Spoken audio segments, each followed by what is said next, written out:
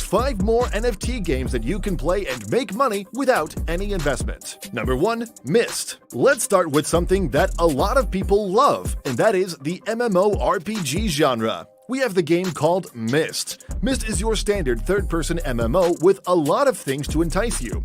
First of all, it's only available for PC when the game will be initially released. The graphical approach of Myst is somewhat going a bit high-end. Perhaps mobile ports will be available in the future? When it comes to the gameplay, you pick a faction and its corresponding races. Races include human, dwarf, elf, orc, and a couple of new ones like Fallen, Leonin, Mousekin, and Rhinokin. After that, players choose from 9 classes such as Ranger, Berserker, Enchanter, Crusader, Priest, Bard, Witch Hunter, and Shapeshifter. When you're all done, it's off to the world and do what people do in MMOs, like adventuring, looking for loot, beating monsters, doing dungeons, and more. So it's your standard MMORPG, but how you make money is the question. There is something called a Myst token that you can farm when you play the game. As a free player, you can earn farm Myst tokens by simply killing monsters and completing certain quests. The grind may be slow, but you can earn these Myst tokens even without investing any money. You can even earn these tokens when you sell some in-game items and other NFT items that you may be able to obtain without using money. Myst will also feature land ownership, so you better save up if you plan on buying land without any investment.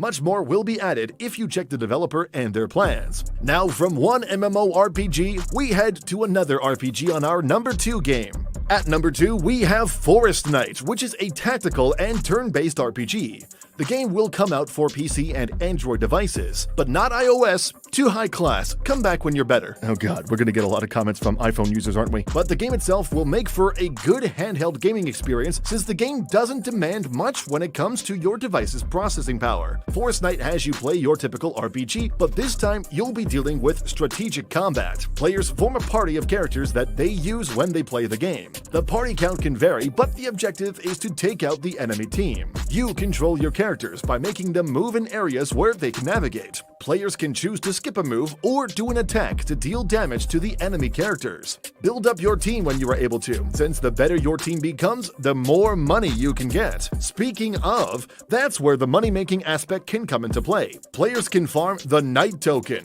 which serves as the game's special currency, but also is the only way to get a seat at the round table. You can use the Knight token for everything related to the game. Buying items and NFT can be done with the token. It takes a bit of time to farm some money, but that's always the case when you're a free player, which isn't entirely a bad thing. While our purpose is to show you how you can play these games without any investment, there are certain chests that players can buy that can help them get more resources later on. Forest Knight will continue to expand in the coming months, such as having land and other aspects. And you know what? Let's keep this trend going. We go from one tactical RPG to another with the next game. Number 3, Binamars. Binamars is sort of like a turn-based game, but not to that extent. It's more like a clicker game that still involves some form of strategy. Binamars begin with you owning your very own digital dragon. You first need to hatch an egg that will contain your dragon. But your dragon's a baby, which is not really useful for society, so before you can use it, you need to raise the dragon into an adult first. Once your dragon is an adult, you can do PvP or PvE. We'll start first with PvE, because it's pretty straightforward. Your dragon and enemies will be moving through the screen, and that's not really that big of a deal. Your objective is to get rid of all the enemies on your screen